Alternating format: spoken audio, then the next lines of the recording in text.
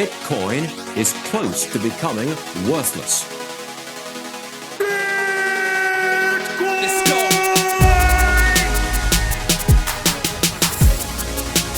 Now, what's the Bitcoin?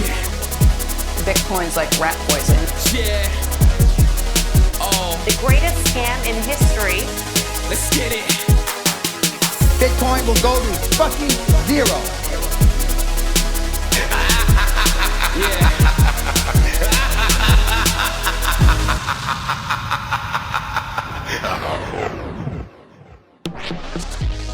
Alright, you ungovernable misfits.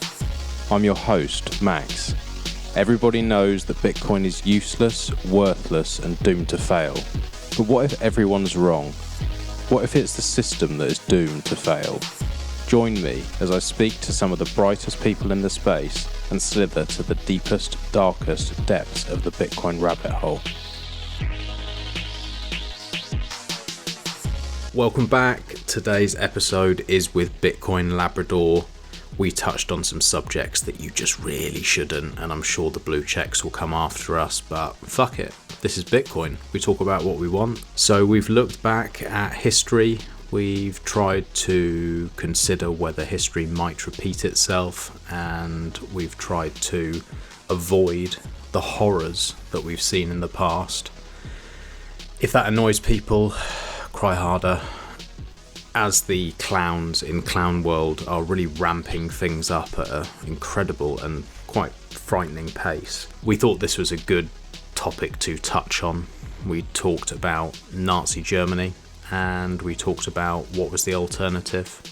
I want to make clear that obviously you've got to be a complete lunatic to disagree with the fact that Nazis were evil, awful, terrible fucks, and the things that happened there were disgraceful, and the thought of anything similar happening again scares the shit out of me, and that's why we're looking at things and trying to find a way that we can avoid these horrors happening again.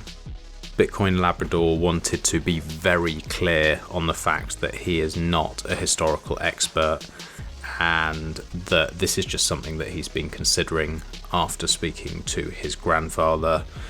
And I think what's really important is that we should never have a subject that can't be talked about. I've been running this show for a couple of years now, and it literally started with me being lonely because I didn't have anyone to talk to about Bitcoin and everything that was going on in the world. It was a very weird place for me, not having anyone to speak to, and to be honest, I thought I was going crazy. I thought, maybe I'm just paranoid, maybe I'm a lunatic. But what I found is meeting Bitcoiners and getting to know this incredible group of people, I've found a group of people who are not prepared to shut up. They are not prepared to sit down, and they will never take the knee. And I'm very, very proud to call many of you my friends now. Running this podcast has been the best thing I've ever done. It's been a real hard slog. It's been an enormous amount of hours. I've given up all my other work pretty much outside of 21ism. But I'm very happy to say over the last 6 months or so, I've really seen an uptick in numbers. I've got more and more people reaching out. I've got more and more people listening. And I'm starting to get approached by more companies for sponsorship. Now, I've been very selective about who I want to work with. I have actually ignored most of the people who have reached out to me, and I've been specifically targeting and asking companies that I have respect for and I think are a net good for my listeners and for Bitcoin. So, hardware, foundation devices. I've already let you know, that's my dog snoring in the background. It's now Toshi, that's not what we want here. Foundation devices. I'm working with them because they are fully open source. They have a beautiful product design. They've got an incredible team, and they're really looking into the future and trying to push this space forward. The Foundation Passport is now the hardware wallet that I suggest to all my friends and family, mainly in a selfish way because it's just so easy to set up. I don't have to mess around and take hours and hours and have them texting me and calling me with all different problems and questions. everyone who set one of these up has pretty much done it in half an hour. It's my go-to hardware wallet now. I absolutely love using it. And if you haven't already listened to my podcast with Zach, the CEO, it's 4 or 5 episodes ago now, I suggest you go back and have a listen, and then go to foundationdevices.com. If you decide to buy one of these devices, you can use the code BitByBit and you will get $10 off your purchase. I'm very happy to announce that going forward I will be working with Casa. Casa make it disgustingly easy to set up multi-sig security. I've recommended this to many friends in the past 6 months, and I've been using it myself for just over a year.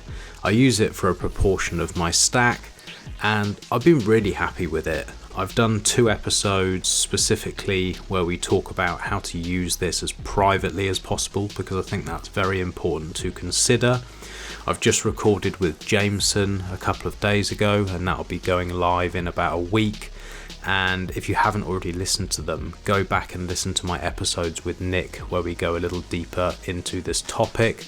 But yeah, I'm absolutely over the moon to be working with these guys. I've been hounding them for some time, and I don't know what's happened. The stars have aligned, something's happened, and suddenly a few companies now want to work with this podcast, and I'm very, very happy. I really love what these guys are doing. If you are thinking about upgrading your security, you haven't yet checked Casa out, I suggest you go to keys.casa. You can upgrade your security to multi-sig for as little as $10 a month. Obviously that's what I've gone for because I'm a tight bastard, and I've been very, very happy. If anyone listening wants to reach out and ask me any questions about my experience, or if they want to reach out to Casa, please do, and I'll be very happy to answer any questions. And finally, before we dive into this controversial episode, I'd like to say thank you to Fast Bitcoins, who are my new sponsors for the show, operating in the UK, Australia, and in Canada. They make it very, very easy to buy Bitcoin. You can buy in cash at 20,000 different retailers. You can buy online, and they do things very differently.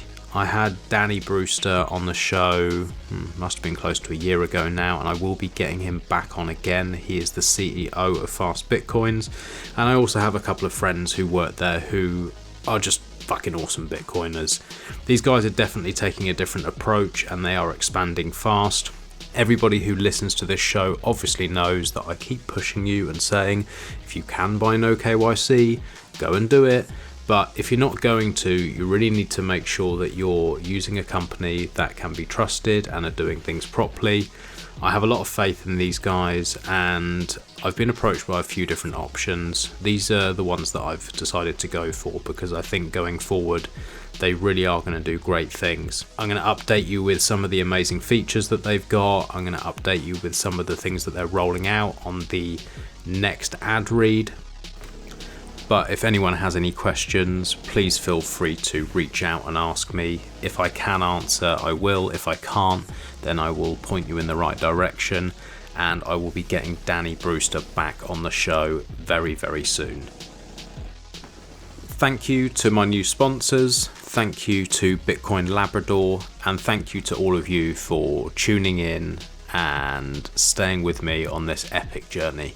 I really appreciate it, and I hope you enjoy the show.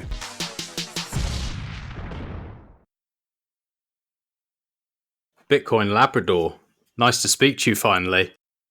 Finally, it's been a while. It's been a long time in the making. How are you doing? And are you in front of a mic? Because that just sounded like a freight train in my ear. Oh, it did. I'll put it down a bit then. Yeah. Ah, that's way better now. That was way better.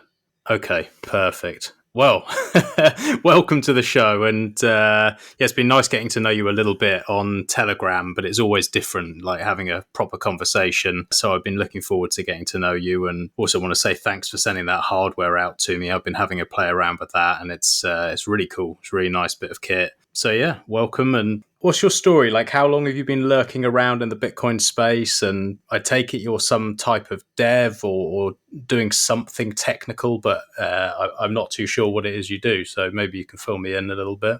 Yeah, sure thing. So I'm not a dev, I'm a UX designer. So not too much on the technical side, more on the user experience side. So I've been working with Bitbox over the last few months, just doing some research for them and seeing what the users think about the product and see how it can be improved. So hopefully you'll start seeing that trickle into the app over the coming few months. As to how I came into Bitcoin, yeah, I listened to a podcast. I've always been into like computer hardware, that sort of stuff. And one of the podcasts in that scene had a episode with Stefan Livera on it. And well, it kind of instantly clicked. And that was in the March of last year time frame. So it also seemed a pretty good time to get in. And I've been stumbling down the rabbit hole ever since. And do you remember what it was listening to Stefan that made it click for you or like made you interested at the time? Was there something specific that sort of enticed you? Yeah, I think it was. I don't exactly know what it was, but I've always been kind of concerned with privacy stuff. And I've always felt like there wasn't much we could do against like these big corporations and all that sort of stuff. So I always voted on parties that had at least something about privacy in their like promise notes that they send out before elections. But yeah, I didn't really hold any hope about that improving things. And then he probably, during that podcast, he said something about privacy and Bitcoin's immutability and the fact that nobody can like fuck with it. And that sort of made something click in my mind. So I started listening to his podcast, and pretty shortly after he had an episode with Plan B, and Plan B was like, yeah, this is the stock to flow model, and it's going to 50K, and this was in the period where it was like, I don't know, $7,000. So I was like, holy shit, I gotta get in on this. And yeah, number go up does its thing, and you start hanging out in Bitcoin Twitter, and yeah. And go deeper and deeper down that rabbit hole. Yeah. It's interesting that you were already thinking about privacy and you had concerns about that, because that's pretty rare. Obviously, a lot of Bitcoiners are thinking about it, but outside of that, it's pretty rare to find people who are concerned. Was that something to do with how you grew up or an experience you had or something you read, or is there a reason that you were concerned about it? That's a pretty good question. I think it was like, yeah, as I said in the beginning, I've always been interested in computer hardware and stuff. And when you start following that sort of YouTube channels that talk about computers and coding and hardware and that sort of stuff, then you're automatically a bit more in the scene of people that care about privacy. I did follow like a few people that are talking about Linux and open source stuff.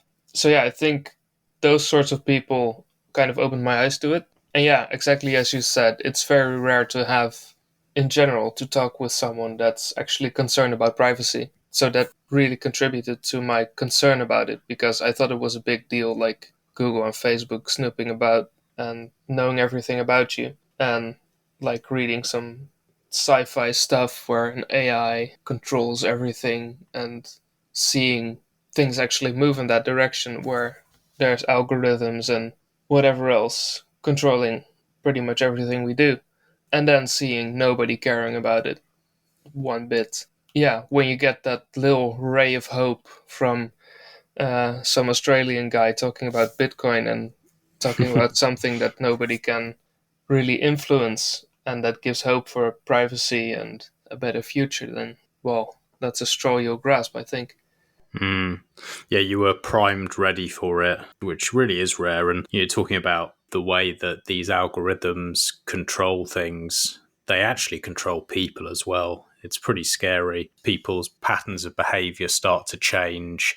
Their time preference starts to change. Even their characters can start to change just from social media and their interactions with some of this stuff. And so that's what's so refreshing when you come across and you start speaking to Bitcoiners, and it's such a counterculture. It's so different. It's like flipping everything on its head. It's very, very refreshing. Do you feel a little bit more now like you found your people? Oh yeah, 100%. Like, I've always been the guy in a group that whenever anybody does something, I'll do the opposite. Not for any specific reason, but that's just always how it plays out. And then finding a group of people that are also, just kind of rallying against anything the mainstream says is very refreshing. Because, I think for anybody, most people around them are normies, to give it a bit of a derogatory term. But, it's really refreshing to have a space in your life where you can just talk about anything and not be looked at weird. Because everybody in this space has opinions and has a look on life that's very different, and everybody knows what it's like to not fit into the group, whether that's socially or in terms of your opinions. It's so nice. I mean, personally, it's been a complete lifesaver for me having that and having that group of people that you can speak to, because it gets very lonely otherwise. Like in normie world, I don't care so much about the fact, maybe you can't talk about Bitcoin, but you get used to that because no one wants to talk about it. But it's everything else. It's everything that goes along with it. And just having people that you can talk to about anything. And as a general rule as well, even if people don't agree with you, they're not going to attack. And when you do have a conversation, it's or try and argue a point, it's generally that you can actually have a reasonable conversation. Whereas over the past sort of 3-4 years, I found it more and more difficult to talk to people outside of Bitcoin, because you can make predictions and say, look, I'm concerned about X, Y, and Z. My fear is that this is going to happen because of this. I'm just warning you, or, trying to make you aware. And you get laughed at and you get ridiculed. And then when that thing you've warned of starts to happen, no one ever really still pays notice to it. It's just like a continual frustrating interaction. It's quite tiring. And so that's why, when I have conversations with Bitcoiners, I normally walk away with a bit more of a spring in my step and a bit more excited about the future, because I'm like, there are people here who do have their eyes open, and there are people who are trying to make changes, and that's a nice feeling. Yeah, exactly as you said. It's a total lifesaver. I mean, Bitcoin has opened up my eyes to many more negative things in the world, where you see so much more of the bullshit going on. But at the same time, it's an antidote for all of those things it opens your eyes to. I think I tweeted this pretty recently, where I'm not sure how I would deal with the last 1.5 years if I hadn't found Bitcoin, because it gives so much hope for the future, and especially Bitcoiners in the way they are just building and not giving a fuck about anything that goes on around them. Gives so much hope. And I don't know how I would have dealt with everything that's going on right now if I hadn't had this view on this group of people that's scattered all around the world and trying to make the world a better place and actually having an effect. What's your view of it going forward? Do you think that we're going to have almost like a fork in society where you have Bitcoiners go one way and the rest go the other? Or do you think that there's a chance that people start to wake up, see what's cooking, and start to change their behavior and their views on things? That's a very good question. That's the second good question I've done on this show. That's good news. You're doing a great job so far, man. Thank you. I'll pat myself on the back. Yeah. I think that there's kind of a mass psychosis going on right now. Great description. I can't remember his name, but there's this Belgian psychologist. who describes this as mass formation. And this is like everybody's in on whatever's going on. And that's because there's so much free floating anxiety and lack of social cohesion going on in society in general. And then something comes along where people can project their anxiety on something, in this case, like the coronavirus. And they finally have something to project where the anxiety is coming from. And they'll all latch onto that. And there is no way that you can like reason with anyone who's in that state of mind, because they kind of want to be afraid of something tangible. If you take that away, it becomes intangible again, and that's like psychologically very, very hard to deal with. And I think that's a pretty reasonable explanation of what's going on here. Like all the people in government and in healthcare and all that sort of stuff. I don't think they are like evil people, but they're like also part of this mass psychosis. And there's gonna need to be something. There's always gonna be something that's gonna break people out of it. But I don't think there's gonna be like a mass awakening that everybody just suddenly, whatever happens, they wake up one day and everybody says, okay, well, this has kind of been silly. And what the hell have we been doing? This wasn't right. Let's just start over and not do this again. No, that's not how it's going to be. I think it's just going to be something else happens that radically changes the world, and everybody, just like you said, whenever you predict something and it comes true later, they'll just have forgotten about it. I think that's the same thing here. Something else is going to happen that's going to distract people completely from this whole coronavirus thing. And maybe that's something that lets us get back to how things were or not. I don't know. But I think people are just going to forget and ignore and, not really talk about whatever happened in the last 1.5 years. I don't think it's going to be some sort of great awakening. I think it's going to end at some point, but not with people suddenly realizing how stupid we all are. I agree. If anything, it feels like it will just be brushed under the carpet and be forgotten about, and we'll move on. I mean, that's the best case scenario, it seems. But what do you think it is like at the heart of it then? If there's this mass psychosis and it's like a projection because people have these insecurities and anxieties, and it seems obviously that's global, what do you think it is that humans are sensing that is making them so anxious? Do you think it's literally because the money's fucked and therefore people are working harder, have less time, and on top of that, in their guts, without maybe realizing it, noticing the way that humans are generally behaving is not right, that society has some form of sickness or something like that? Or do you have any thoughts on where this anxiety's really coming from? Yeah, that's what I was thinking about when I was listening to this podcast of the Belgian psychologist where he describes this. I mean, it might be some sort of confirmation bias on my end, but I think he's just describing inflation. Everything's just slowly getting more expensive, and nobody's really noticing. And, well, people are noticing because you have the CPI, but like the government says it's okay. But slowly everything's getting more expensive, and where you could buy a house at 30 and have a family and not have a huge mortgage and slave away the rest of your life to pay off debts, I don't know, like 50 years ago or more. Right now it's impossible, and everybody sees it but thinks it's normal because it's been so slow. And because it's been so slow, it's not tangible. People don't talk about it. People don't notice that it's happening on the long time scale. And if houses became twice as expensive over the course of like half a year, people would have noticed and people would have done something about it. But now it's like 5% every year, and obviously it's accelerating now. But yeah, I think that's exactly what the free-floating anxiety that this guy describes. I'll make sure to send you a link after the podcast to his stuff.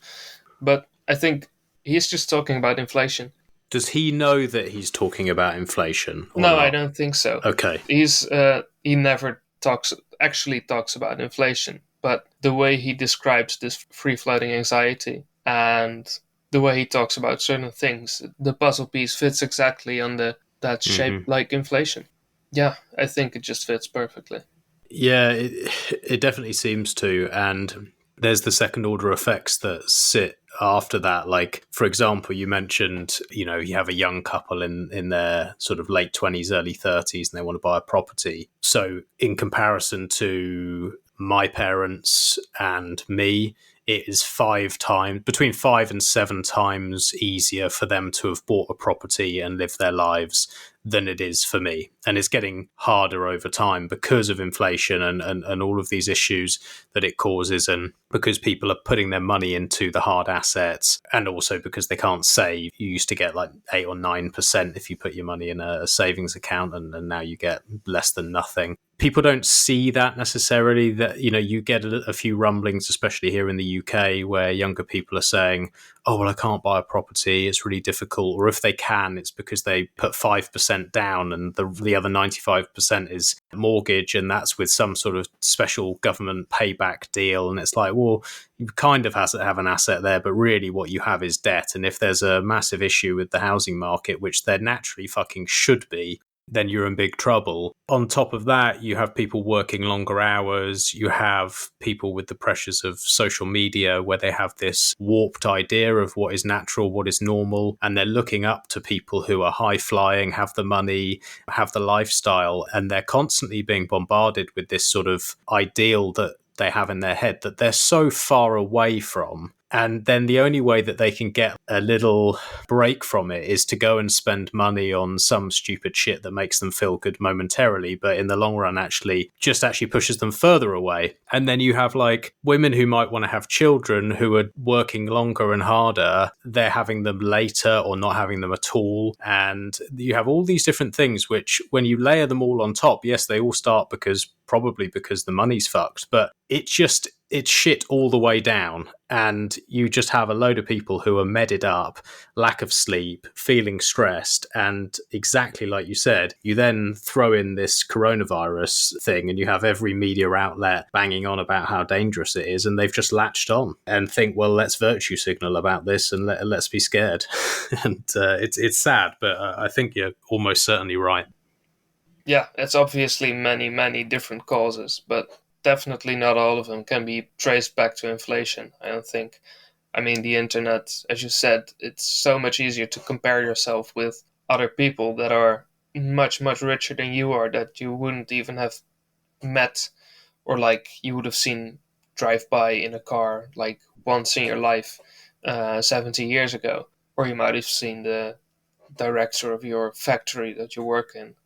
But right now, as you said, it's so much easier to compare yourself to everyone around the world and see everyone who's above you in terms of wealth or social standing or whatever. But that's not what humans are made for. Humans are made for living in a small group and comparing yourself to the people in your immediate surroundings. So I think that's also definitely a very big contributor to this anxiety that people feel about, not being enough, having enough. Yeah. And that's maybe then why we're seeing this push towards these socialist tendencies, people believing that is going to solve the issues, because they kind of feel like it's almost like they know they're getting fucked somehow, but they can't quite work it out, and then they get confused about how to fix it. And you have a few slick talking people who sell this idea, which is obviously wrong, but to them they're like, oh well, it's different to what we have now, and what we have now is obviously not working, and so this must be the way out. I wonder whether maybe we can link this into, we've got maybe a bit of a controversial topic that you mentioned to me on Telegram that I'd be really keen to dive into. How do we link these two together? Yeah, well, I think if you go back to the mass psychosis, there's obviously a very big mass psychosis in our history, I think, that everybody knows. That's the Second World War, where there were huge troubles in Germany, kind of like we have now. And if you make that comparison, people will go absolutely mental. Because you're not allowed to make that comparison unless you're talking about Donald Trump or some other right-wing politician. But yeah, I think we're kind of in the same scenario as we were in the Second World War, or just before it, where there's a lot of things just going very, very bad. And there's a lot of, again, free-floating anxiety about all kinds of stuff. And in Germany, they had massive inflation and all kinds of stuff going on. Then somebody comes along with a promise of solving it. And I think that's a very useful, not useful, very logical thing to grasp onto being socialism. Or like at least some form of, hey, it's not fair that these people have a lot and you can't even buy your bread. I think that's also a very logical thing to think. I mean, it is absolutely insane that some people can't eat on a daily basis and other people have 25 Ferraris. I mean, yeah, that is weird. That's how the world works. And then I think, I mean, I used to be very socialist myself. I think it's a very logical way of thinking, especially when you're used to having a government and a government telling you that they're there to solve problems, that you take away money from the people who have too much and give it to the people who don't have enough. It's a logical thing. But yeah, getting back to that topic of the Second World War, there was a very similar scenario, as I said, to right now, and people flocked to Adolf Hitler, and a lot of bad stuff happened. But the thing that I wanted to talk about was that one of those things that Bitcoin does is it makes you doubt all the narratives that you have been fed over the years. Because, well, you start seeing inflation is not actually good. It's actually stealing from you. And from there on out, Bitcoin has this funny way of showing you other doors where there's a narrative and showing you that it's false. And recently I have been talking to a few people who have been diving into the topic of the Nazis and how that whole thing happened. And obviously, it's all very bad what happened, yada, yada, yada. And I'm not going to make any excuses for that here. But I think it's a lot more nuanced what happened back in the Second World War than what most people think. In high school, there is a lot of attention being put on what happened.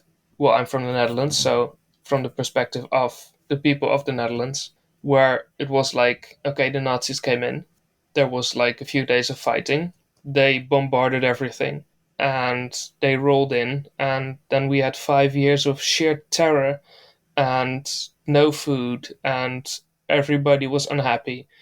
And then our glorious allies came in and saved us. But I've been talking to a few people who have been digging into this and watched a few videos of people who from the Netherlands who actually fought for the Nazis. And they tell a very different story about actually during the war a lot of people signing up to fight for the Nazis because they fought against communism.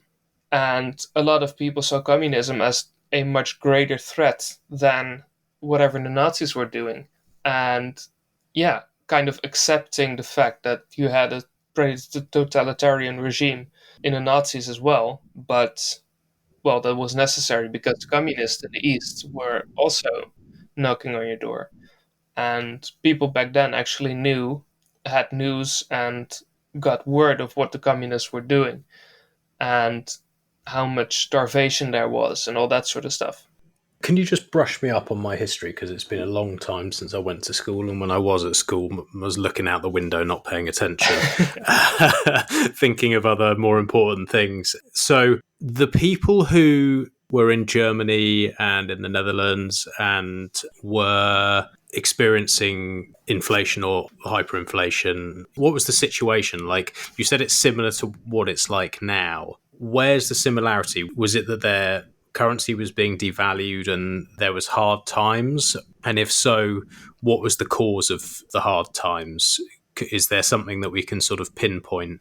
Yeah, I think obviously the inflation narrative is pretty similar. So that's an obvious point. But I think the more interesting part is where what I just talked about in this mass formation, mass psychosis kind of thing, where people are kind of not themselves and willing to accept a lot of things that they normally wouldn't because they're in a group and they feel part of a group. And back then it was the Nazis and the Nazi party. And right now it's wear your mask, take your jab. And those are very similar movements. And I'm not going to say in any way, shape, or form that people who are taking their vaccine and listening to the government are trying to gas us or are going to genocide anyone who doesn't have their jab. Although that might actually happen. I don't know. Can't predict the future. I don't think anyone in Germany in 1940 would say, okay, we're going to be gassing a few 100,000 Jews at the end of this. But yeah, I think there's mainly similarities in how people act and this group formation where people feel part of a group and are willing to accept a lot of things that if you would have told them a year ago, they would have called you crazy. That's a very good point. There was an experiment, I can't remember what it's called, where like they'd have prisoners linked up to a electrocution and have people crank it up. I can't remember what the thing was called now. Again, I'll have to link it in the show notes. But there was this experiment basically where they would be told by guards, you're part of this experiment, you have to administer this electric shock. And even if someone's foaming at the mouth or even if they're screaming with pain, you just have to crank it up. And because the authority's telling them to do it, the vast majority of people would just continue because it's what everyone else is doing and what they're told. It's definitely how it seems with this, because exactly like you said, people who I know from, say 2 years ago, if I'd have said to them, do you think that humans should have sovereignty over their own bodies and choose what comes in and out of their bodies? I would say 99% of people would say, yeah, of course, absolutely. You want to put something in someone's body that they don't want? That's rape. You want to take something out? That's theft. Like, obviously, they can do that. And obviously, they should have freedom of speech. Now, in the UK, I would say 50% would say no, that should be the choice of the experts and the scientists, and that forced vaccinations are completely reasonable, and that it's completely reasonable that people lose their jobs and their livelihood if they don't go along with it. That's not a long time to go from nearly 100% to half of them going to something that they would totally disagree with 2 years ago. And then if you extrapolate that out, how long until it's the vast majority? It's very, very weird to see. Yeah, I do think what you're talking about is the Stanford prison experiment, if I'm not mistaken. I do think those are very different phenomena. I mean, in the Stanford prison experiment, it's people going along with it because the authority tells them they have to do something directly. And I think this is more of a, like, you're in a group and you're willing to accept whatever the group's narrative is. I think those are slightly different, but like, that's true. Yeah, in outcome, it's obviously the same. You're gonna do things that you in isolation would not do. But yeah, I don't think it's because an authority is telling them to. I mean, you could have gone back a year ago and had the authority, the government, tell you, okay, right now everybody has to take the jab and have this QR code and you're not allowed to go into restaurants. And a year ago, they could have said the exact same thing as they are saying right now. I don't think people would have gone with it. But, like, there's been this group think slowly building up where people right now are willing to accept it.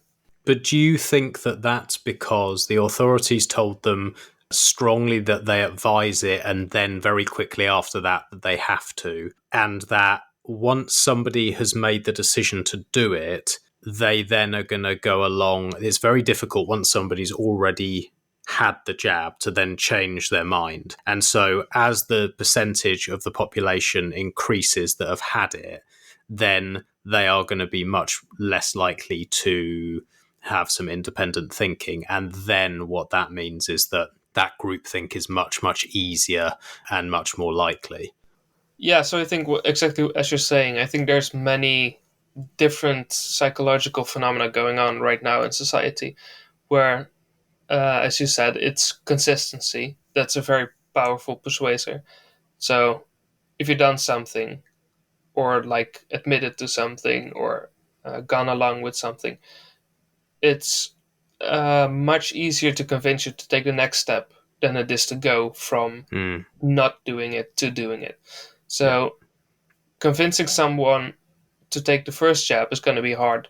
But if they're taking the first jab, it's going to be not so hard to take the 17th jab, because you've already admitted to something, and it's psychologically very painful to not be consistent with yourself. So yeah, it's multiple things. It's authority, it's consistency, and it's this groupthink where slowly it has built up, and it's not socially acceptable. There's social pressure to go along with the narrative that people are telling you to go with. Yeah, it's all very worrying. How do you think this started then with Nazi Germany? You said that they were thinking this was almost like the best option of two evils almost. Where did that sort of come from? Was that a very small proportion of people, or like how do you think that started? Like how was this sales pitch in effect put across to people where they were like, oh yeah, that's a good idea to join the Nazi party? Like obviously it sounds so fucking mental to us today, but you know, stepping back in time and putting ourselves in their shoes, like why do you think that started happening? Yeah, so on this side of the story, the Nazis are kind of the good guys, where the bad guys are the communists. So like it's not easy to make a direct comparison, because at the start of it all, and even way before World War II, the Nazi Party was just kind of a pretty extreme but still reasonable political party. And when the communists started gaining more ground, they became ever more extreme. And that's the same thing here, where, yeah, at the start of it, it was all pretty reasonable. I mean, I don't agree with lockdowns, but at the start of it, like 2 weeks to flatten the curve, and maybe you should wear a mask. We don't really know. We're not sure how that works. That's all pretty reasonable, but it slowly evolved into something we'll hopefully look back on as completely abhorrent.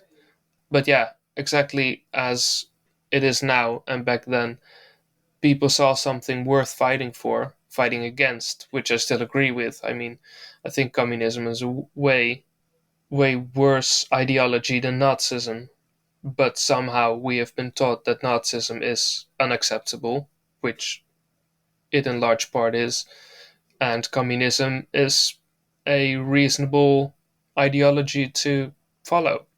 And that's kind of the main part that I maybe wanted to discuss here, where there was a very good reason for people to follow the Nazi Party, because there was this threat of communism. And if somebody tells you, hey, there's going to be people coming here that are trying to turn your country communist, and there is this other party that's fighting against that, and all the other parties that you can vote on are just kind of okay with it, and you see this happening, then what are you going to do? You're going to pick up arms and fight, and you're not going to look at what the long-term consequences are. I think a lot of Bitcoiners would kind of do the same thing, where if there was a political party that said, okay, we're going to fight lockdowns, or we're going to fight vaccine mandates, and we're going to fight for our freedom, but that would degenerate over the next 5 years into something horrible, I think that's kind of the same thing. As that party gains more power and more control, then they turn up that dial of crazy, and they've already suckered people in, is kind of the way, yeah? Yeah, but maybe not even like consciously, but just something that happens, and that things spiral out of control, even for the party themselves. Like, I don't think the Nazi Party went into the Second World War to gas Jews. I don't think that's like something people actually saw coming at the beginning of the Second World War, but something that definitely slowly started happening because they needed a scapegoat to blame the bad things that happened during the war and before it. And as soon as the war didn't solve that, they had to start looking for something else. It's such a weird part of history, and it's such like a taboo subject to even be like questioning, even to the extent we are, which is like, obviously it was horrific and wrong and crazy beyond belief.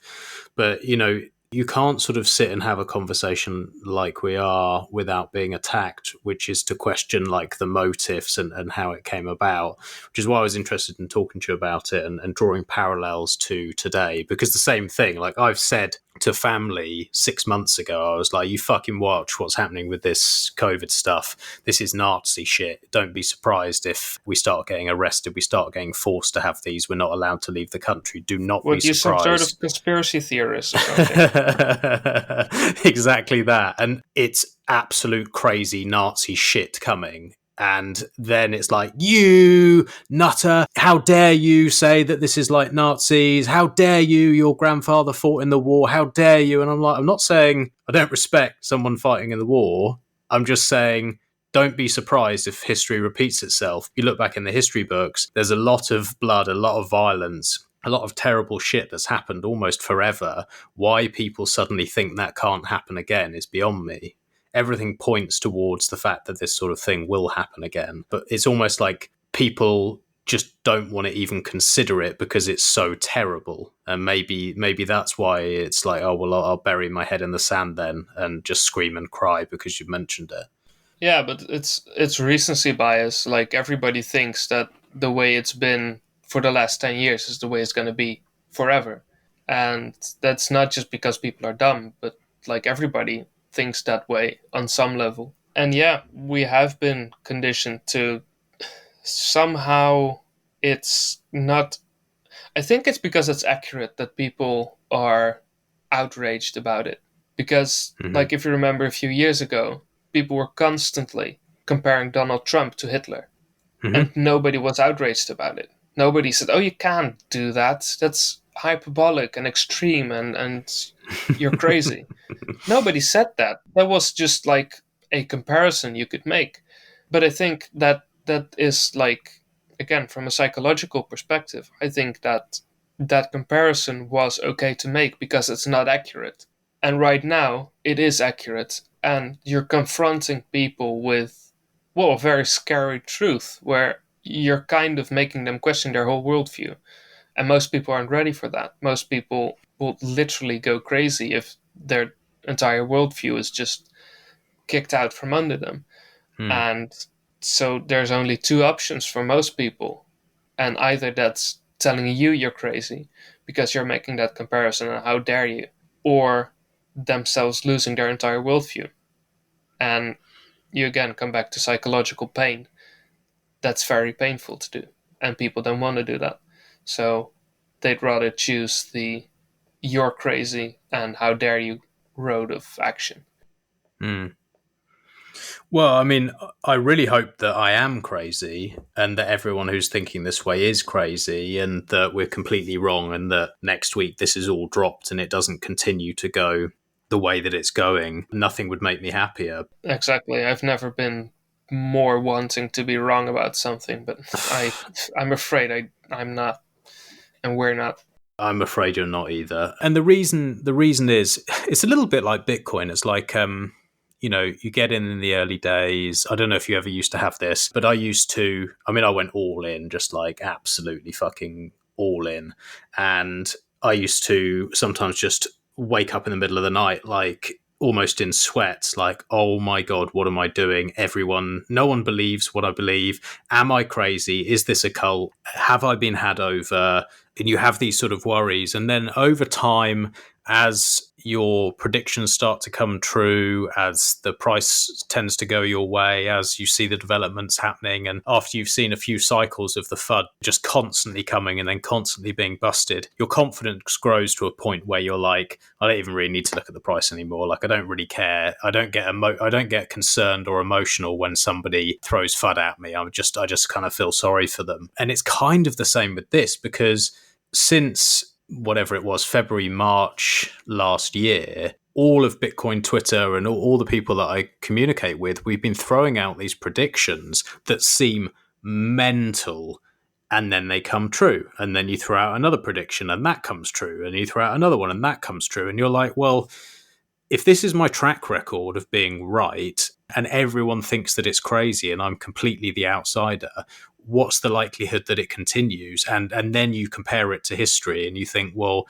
this does align very much with what's happened in the past, and the incentives of people who are under extreme stress and pressure is going to be to latch on to something. They feel like they're drowning, they latch onto something to stop themselves drowning, and then they realize that that thing they latch onto is a fucking serpent, but you don't know that at the time. And so it does seem to me that this is the way we're going, and that Bitcoin's not enough to fight it. Like it's not enough. We need more. Like we need to be able to somehow stop this, because we know how it ends.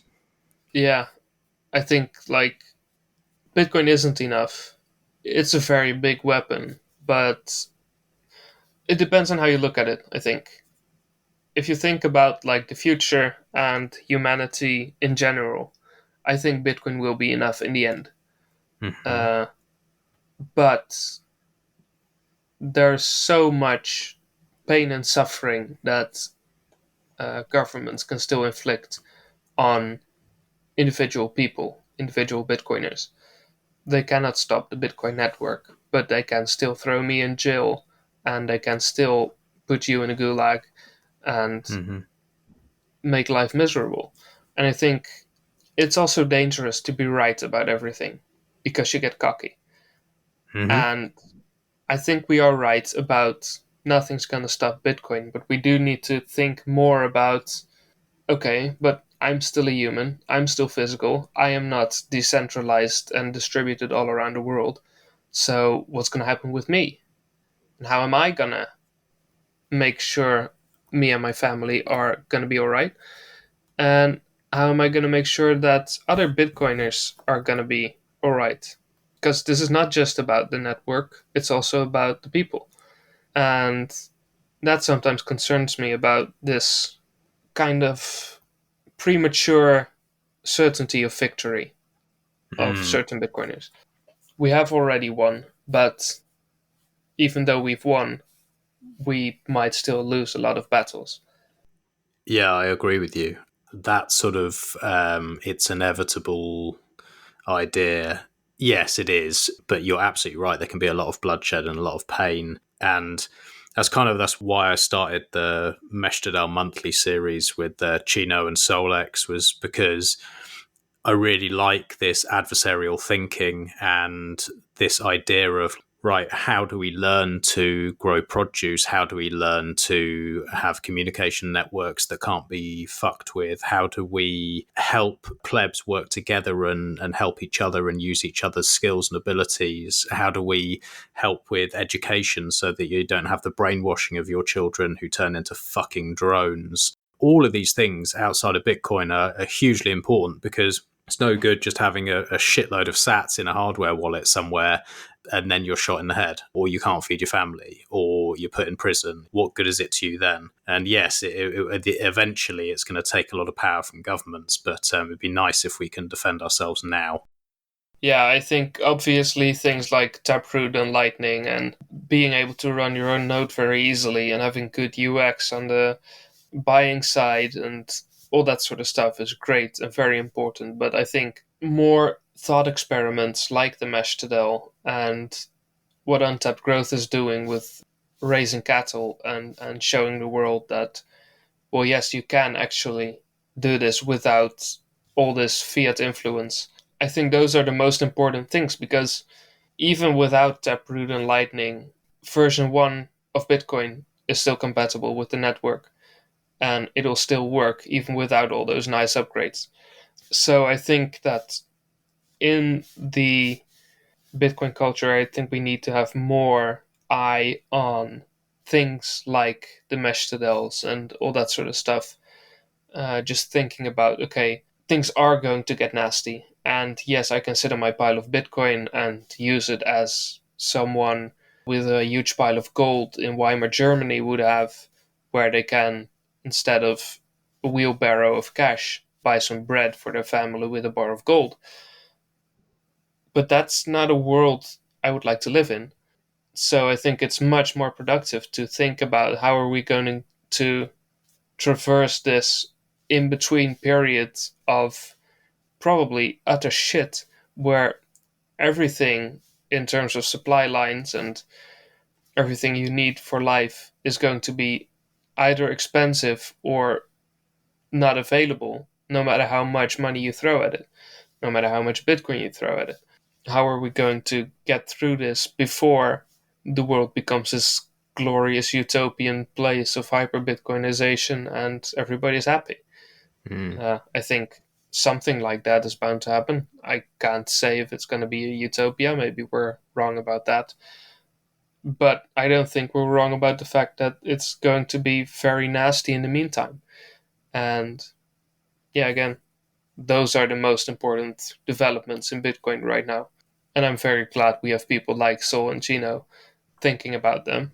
And yeah, getting people to rack their brains on that instead of number go up for at least a part of the day. Yeah, that would be nice.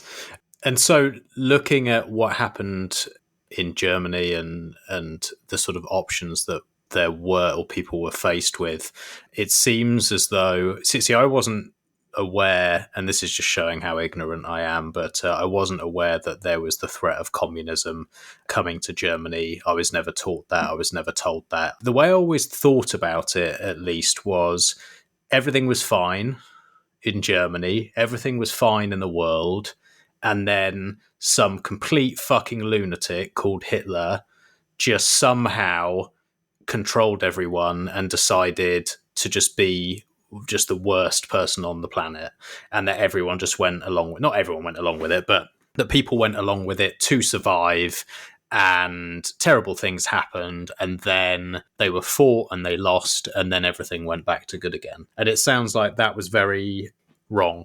Yeah, but who can blame you for thinking that? Because, again, I used to be a socialist and I used to think exactly what you just described as well. That's the story that you get in school. But there's a whole different story where, yes, the Nazis did gas a few 100,000 Jews. I mean, there's also people debating that, but I won't go into that right now. That's a much different conversation. But yes, they did kill 100,000 Jews or more, and during the war, they killed a whole bunch of soldiers, but, like, that's a war, does that really count? But, as an example, just in Ukraine, about 5 million people died of intentional starvation. That's, like, more people than would have fit in the gas chambers for 100,000 years. Okay, not 100,000, but, like, for a very long time. And you don't hear anything about that in school because we have had to deal with the Nazis. And the fighting here was against the Nazis. Or there might be an intentional narrative put on that, but I'll just go with Occam's razor and say this is the most likely way, most likely reason that we're not told this part of the story. But communism is a much worse thing for the world than Nazism ever was. And we're just not told. And so who was it who was trying to bring communism to Germany? How was that manifesting? How were these people who decided to join the Nazi Party so sure that this was happening? And then was the only realistic option at the time, or seemed to be a realistic option at the time, to join the Nazi Party? Well, there was just, since 1914, there was communism in Russia. And Russia, the United Soviet States, were much bigger than Russia is right now. So it was pretty much next door for a lot of people in Poland and Czechoslovakia. And it was pretty much next door, and people could see what was going on. And people knew what was happening. So if I'm to believe the stories that my grandfather told me, because his father did fight for the Nazi Party, like, at first the Nazis came in and they did occupy the Netherlands, but they were, like, not hailed heroes, but generally it was positive, and a lot of people signed up to fight against the Russians because people had heard stories about how terrible it was over the last 35 years or 25 years in Russia. So at the beginning of the war, there weren't any atrocities yet. So, I mean, that's a pretty easy thing to go with if you have this party that, yes, they did kind of invade your country, but there wasn't a lot of bloodshed, and they're fighting against this thing where millions of people are starving, and they're trying to bring that system over here. Yeah, good point. And then later, the atrocities came and a lot of bad things happened. But at first, people weren't like, at the start of the war, they were positive about the Nazis, generally. And at the end of the war, everybody was acting as if they had always been against them. Mm-hmm. And, well, then we come back to what we said earlier. I think it's going to be exactly the same. That in, I don't know, maybe a year, maybe longer, maybe shorter, this is all going to end. And everybody's going to act as if they've always opposed lockdowns, and it's logical that you should have bodily sovereignty. It's interesting to look at it that way. I hadn't considered it, and it makes a lot of sense because you've kind of got two options there. Do I go with this party who I don't really know what's going to happen, but I know the other option is starvation and mass suffering, and I know how bad that is because I've seen it and it's on my doorstep. And so I guess you're going to take a chance in that situation rather than have guaranteed starvation, because we all know how communism ends. It's not fucking good. No. So I can understand people in that situation. And it's not like Nazis came out and were like, right, we've got a few things we want to do here. First of all, we want to kill a few 100,000 Jews. Like, that would be great. That's really what we want to start with. I'm sure that's not how it was sold, because obviously everyone would be like, you fucking lunatics. No. I guess it's that slow roll. The way that you explained it is like, you think that maybe it wasn't their intention from the beginning to do the things that they did. Do you think that that was like, it was maybe the intention in the background and it wasn't really shown and it was just a slow rollout? Or do you think that it was like, it just got more and more corrupted from the inside and just more and more crazy from the inside over time? Yeah, I can't really speak to that. I mean, as I said, my great-grandfather was literally part of this. And up until last week, we'd never talked about this. Like in the family, my great-grandfather is dead for a long time. But nobody talked about this because it's not like the opinion you should have. You shouldn't say, well, actually, at the beginning of the war, the Nazis weren't so bad. They came in and promised us a lot of good things, and things were actually pretty okay. If you just go walk into the street and say someone like, hey, did you know the Nazis weren't actually all that bad in 1940? Like, they're not going to respond all that positively. No. I would imagine. That's going to be my new chat up line. You get 100% guaranteed drink in the face, maybe bottled. Yeah. What was your question again? Was it rolled out slowly over time, or do you think that it was always the plan and it was just a sort of frog boiling in water sort of idea? You know, do you think it got corrupted from the inside and that was not the original intention? I mean, I don't know. I can't look into like people's minds, and there is, I think, pretty good. I'm not 100% sure, but I think that like Adolf Hitler always had some resentment against Jews, and that there was already some resentment against Jews in the German society. Mm-hmm. But again, we come back to inflation and Jews pretty often having control of the banks. I don't think it was a huge leap of logic to just start blaming the Jews. They didn't randomly pick someone.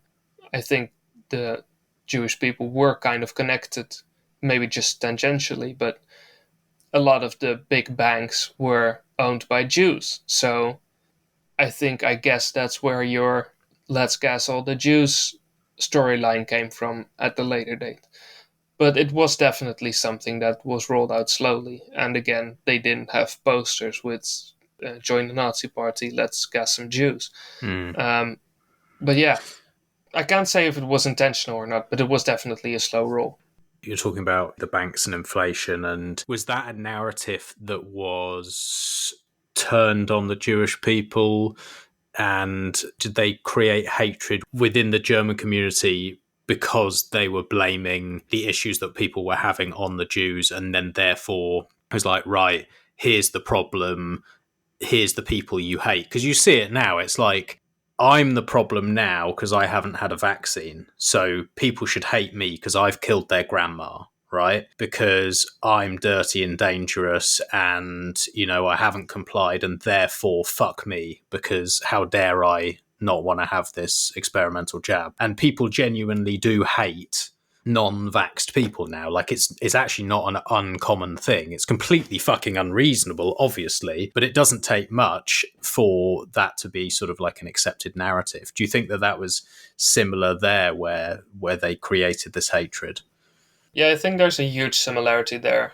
I mean, as I just said, the problems of the German people were largely caused by inflation. And a lot of banks were owned by Jews, so there is some sort of relationship there. And just as it is right now, people get less sick if they take the vaccine. I didn't take the vaccine, so there is some sort of relationship there.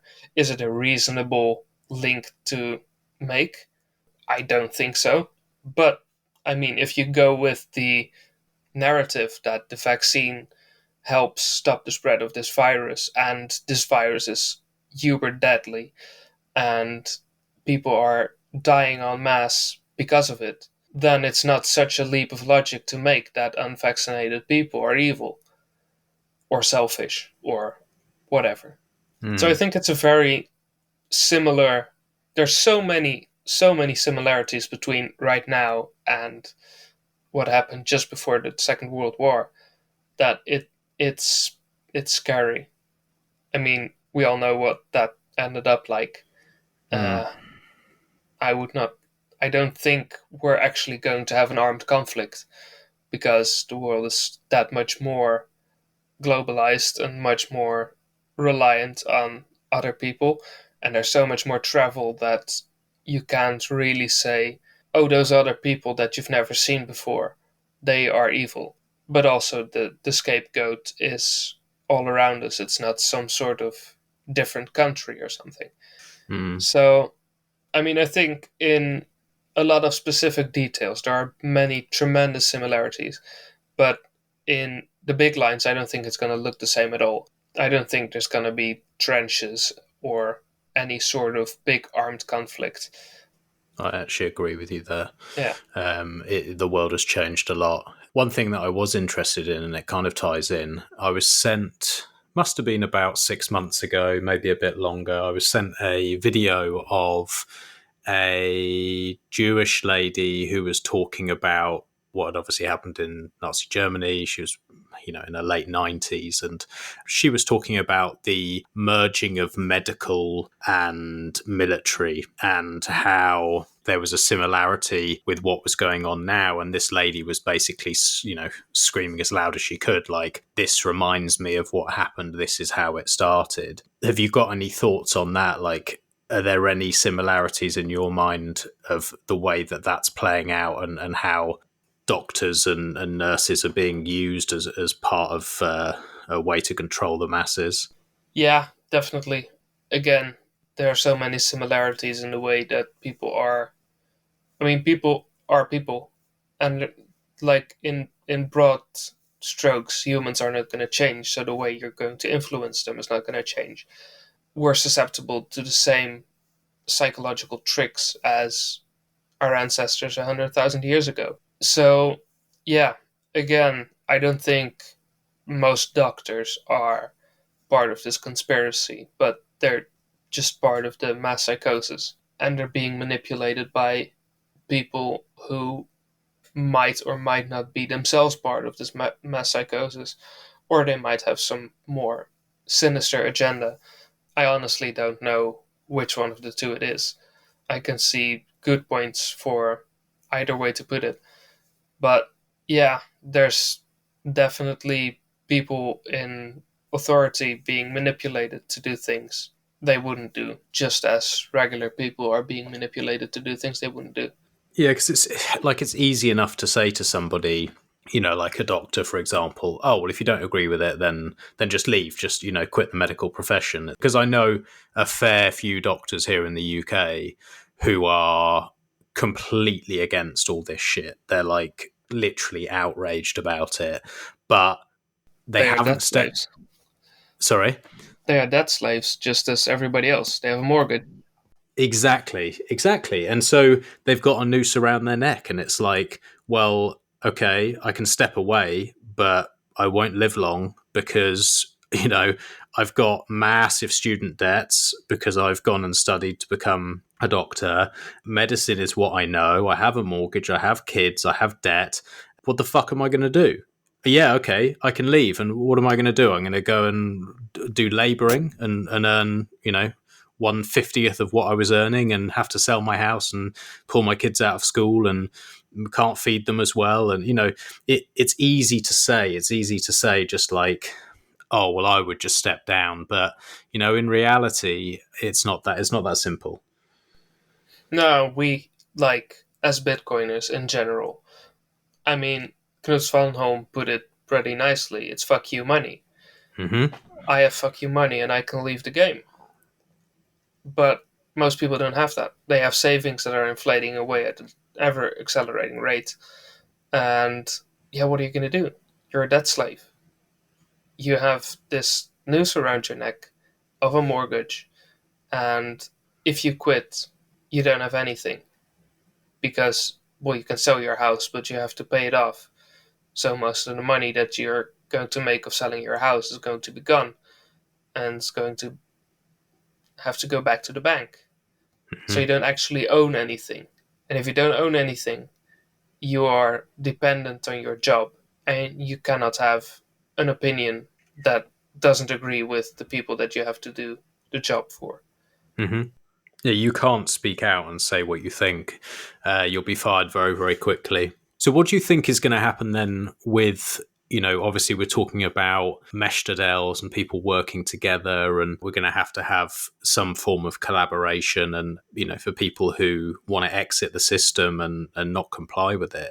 Do you think that there's going to be like a grey market or a black market for medical care? For example, here in the UK, whenever I've had issues that I've needed sorted, they basically just do not get sorted. No one gets back to me. No one helps. But when it comes to trying to force a vaccine on me, I get like texts every week and calls and all that sort of stuff. And if I have issues that I want to get sorted, I don't even want to go to my doctor's surgery anymore because I just know I'm going to have a confrontation or they're going to try and force it on me and all this sort of stuff. And so and I'm sure at some point it's going to get to the point where it's like, well, if you haven't had the vaccine, then we're not going to treat you because you're putting a stress on the NHS, and there'll be a narrative formed around the fact that we're the problem and that's why the NHS is crumbling and it can't survive. It's not the smokers, the drug addicts, the fat fucks who weigh 50 stone.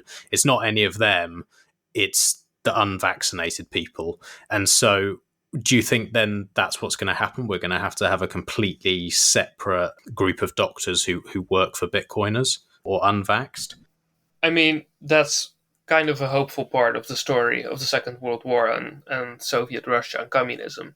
I don't know the exact amount of years, but very, very quickly, the black market in Soviet Russia was a larger economy than the official economy. Mm-hmm. And people are going to find a way. At some point, people are going to notice that they're being screwed over. And they might not be united enough to form a front and say enough is enough. But like even your staunchest Vax Pass proponent will notice that things are bad if they're at their 17th jab and they're not allowed to go to the restaurant because, well, the line for the jabs was too long and you haven't been able to get it. So everybody is going to feel the consequences of this, even if they're not wanting or capable of standing up. So, yeah, I think this is going to resolve itself in some form with a black market for just about anything. And Bitcoiners are the most ingenious people I've ever met. So we're just going to have some sort of parallel economy running, especially with the internet now able to facilitate. I mean, look at drugs.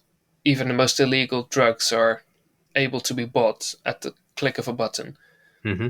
It definitely gives hope. And, rather a dark subject we've touched on there. So bringing it back to the light and bringing it back to hope, I agree with you. We have Bitcoin, which is a fucking incredible technology. It leverages other technologies and other services. Like if I want to go and buy some drugs online, then I use Bitcoin to change into Monero to buy on a darknet market, which is done using the internet and then the postal service. So it's all networks that are currently there, and then we're leveraging them to get what we want. I suppose with Lightning and privacy getting better on Bitcoin and people getting more comfortable with being a bit more self-sovereign and having their own money that they control does allow people to think outside the box and to form these sort of trust networks and to help each other. So that is definitely something that gives me hope. I think if we were having the same conversation and we didn't have Bitcoin and we didn't have these sort of pleb networks, it would be a very, very different conversation. And I'd probably, when we finish this call, not be in a good way.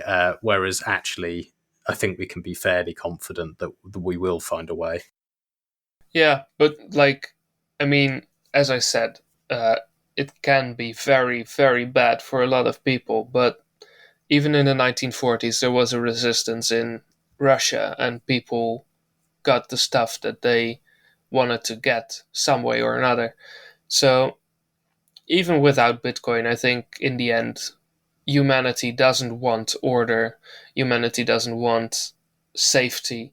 Even in your perfect utopia, there's just going to be a drive to have something happen. People need adversity. That seems to be a pretty consistent psychological pattern that humans have. So yeah, even in your perfect utopian dystopia where there's AI communism, it might last for a long time. I mean, the Soviet Union lasted until 1980 or something. I'm not sure. Mm-hmm. But that's 70 years. That's a long time. But in the end, such a system falls apart. And this time, thanks to AI, it might take 200 years, but I take hope in the fact that there's always going to be people that are resisting.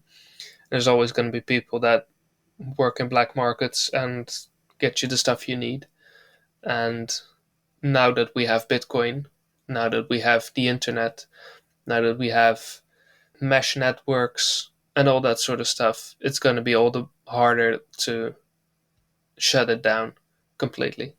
Yeah, I agree with you. It's going to be an interesting few years, but I think we win in the end. And thank God we have Bitcoin and Bitcoiners. Is there any other topics that you wanted to cover that we hadn't already?